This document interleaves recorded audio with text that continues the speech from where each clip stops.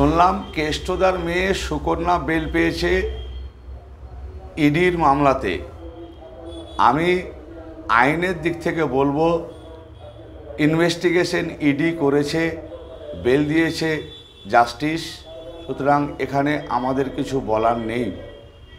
আমি সুকন্যা যেহেতু আমার মেয়ে তুল্য, আমি সুকন্যাকে বলবো বাড়ি ফিরে এসো, সাধারণ জীবনযাপন করো, চোরদের সঙ্গে মেলামেশা করো না। বাবার অকর্মের ফলে তুমি অনেক ধকল সহ্য করলে।